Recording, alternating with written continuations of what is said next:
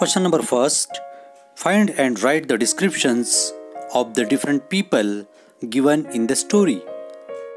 या कथेमध्ये आलेले विविध लोक म्हणजेच विविध पात्र आणि त्या पात्रांचं वर्णन या ठिकाणी लिहायचं आहे.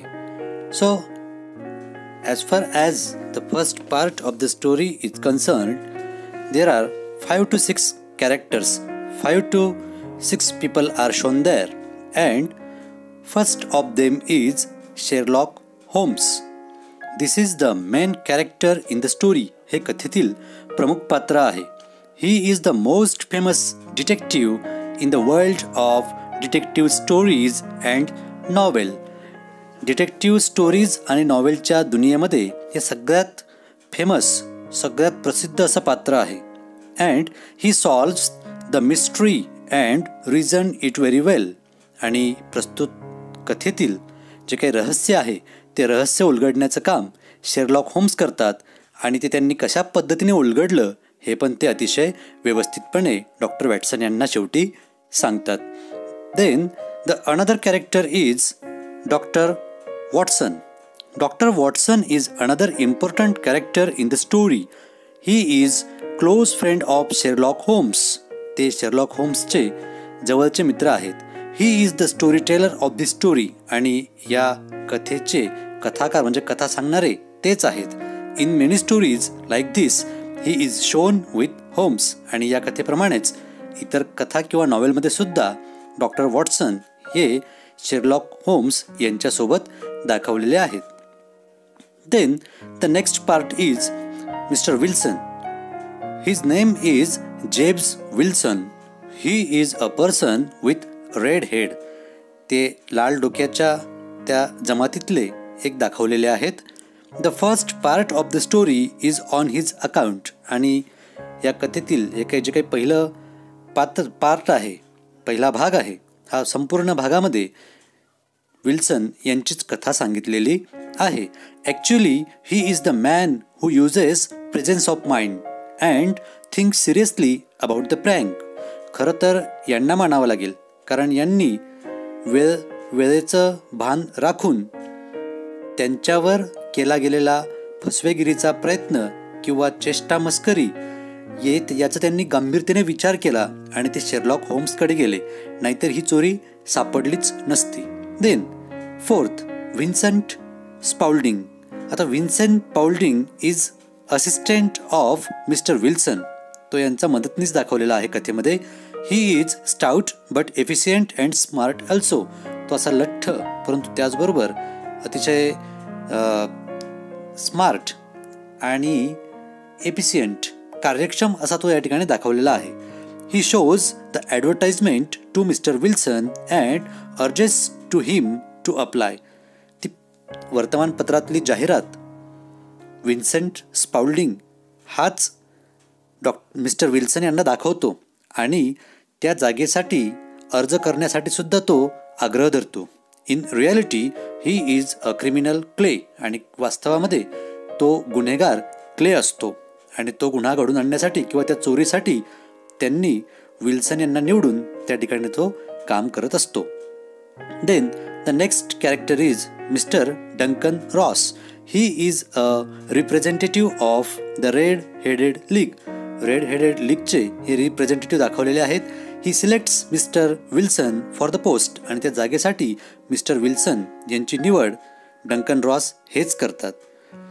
He keeps watch on mister Wilson in the office. आणि ज्या वेळेला मिस्टर विल्सन ऑफिसमध्ये काम करतात त्यावेळेला त्यांच्यावर लक्ष ठेवण्याचं काम विल्सनच करतात. Question number 2. Present mister Wilson's story as it would be shown in a comic strips. Mister Wilson यांची जी काही कथा आहे ती कॉमिक स्ट्रिपमध्ये दाखवली आहे या पद्धतीने आपल्याला प्रेझेंट करायची आहे. You may write the description of the picture in your mother tongue. तुम्ही फार तर तुमच्या मातृभाषेमध्ये ते वर्णन लिहू शकतात.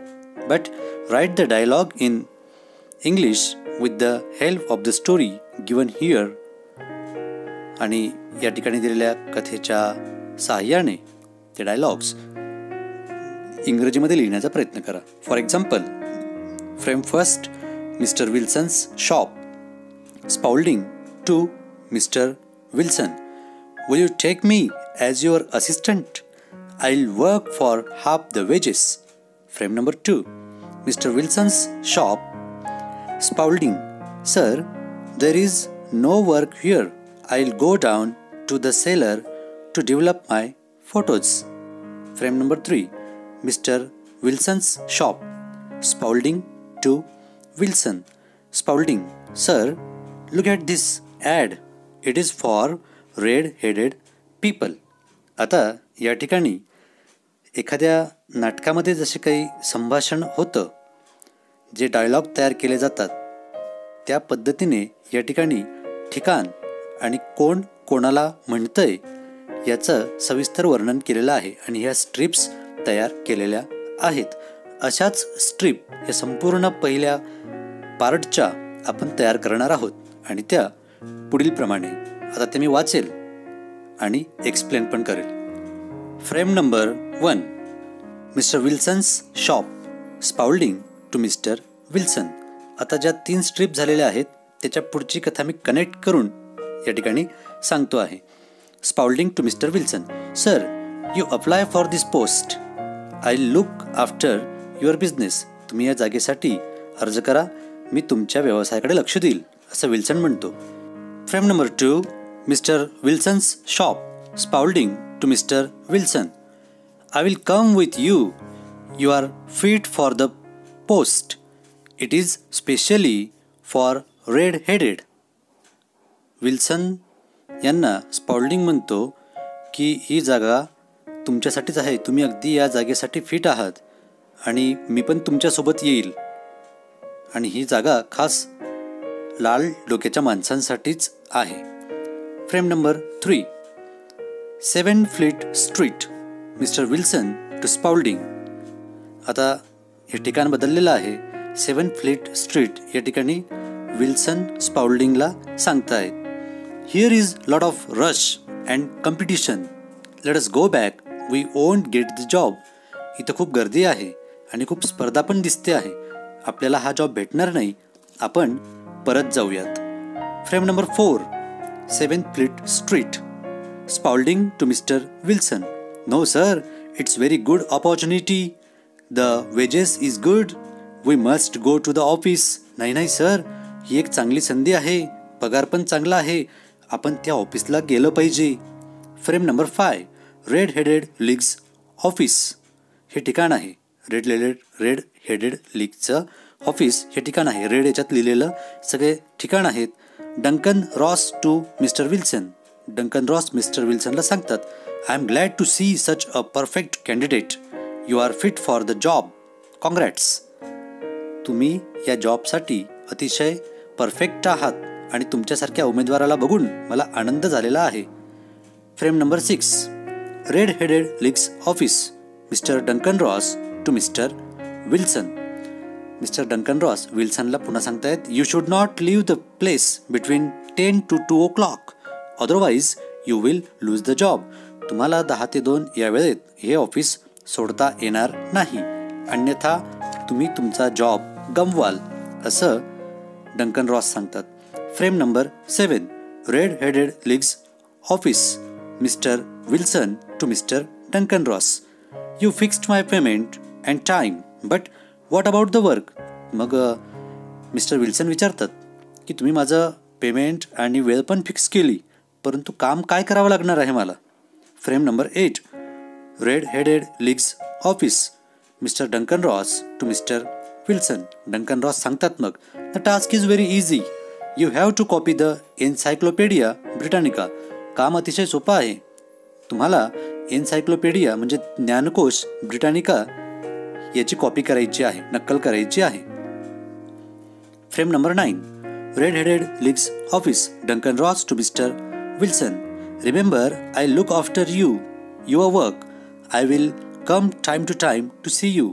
लक्षात ठेवा, मी तुमच्यावर नजर ठेवून असेल, मी वेळोवेळी त्या ठिकाणी तुम्हाला बघण्यासाठी येईल, म्हणजे तुम्ही काम करतायत की नाही, असं डंकन रॉस म्हणतात. Frame number 10, Sherlock Holmes office.